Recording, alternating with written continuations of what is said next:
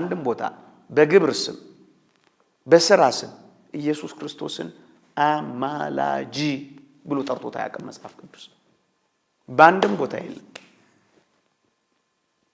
ስዕል የሚስልን ሰዓሊ ይለዋል፣ የሚያስተምርን አስተማሪ ይለዋል፣ የሚያንጽን አናጺ ይለዋል። ኢየሱስ ክርስቶስ በግብር ስም በሥራ ስም አማላጅ የሚባል ቢሆን ኖሮ መጽሐፍ ቅዱስ ይሄን ለማለት ምንም የሚከለክለው አልነበረም።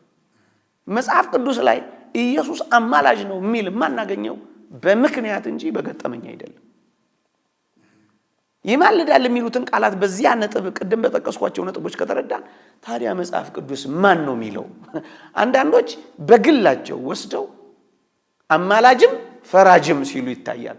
በተለይ ቤተክርስቲያን እናድሳለን የሚሉ ማን ሰጣቸው? አማላጅ የሚለውን የሥራ ስም ለኢየሱስ ክርስቶስ እንዲቀጽሉት ማን ፈቀደላቸው?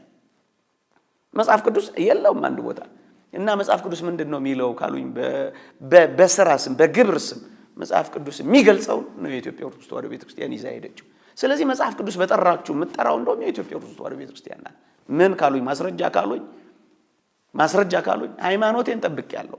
ጢሞቴዎስ ምዕራፍ 4 ሃይማኖቴን ጠብቄያለሁ፣ ሩጫዬን ጨርሼያለሁ፣ ወደፊት የጽድቅ አክሊል ተዘጋጅቶልኛል። ይህንንም ጻድቅ ፈራጅ የሆነው ጌታ ያን ቀን ያስረክባል። ምን የሆነው ፈራጅ? በግብር ስም ፈራጅ ነው የሚለው መጽሐፍ ቅዱስ። በግብር ስም ፈራጅ የሚሆነው አይደለም። በተለይ ተሐድሶች አሁን አዳኝ ነው ሲመጣ ፈራጅ ነው ይላሉ። ፈራጅ የሆነው ጌታ ገና በዕለተ ምጽአት እኮ ፈራጅ ለመሆን እኮ የተዘጋጀ እኮ አይደለም። በኢየሱስ ክርስቶስ ያላመነ አሁን ተፈርዶበታል አይደለም የሚለው ፈራጅ የሆነው ጌታ። ለዚህ ነው በግብር ስም ኢየሱስ ክርስቶስን ቤተክርስቲያን አማላጅ የማትለው ይልቁንም ፈራጅ የምትለው።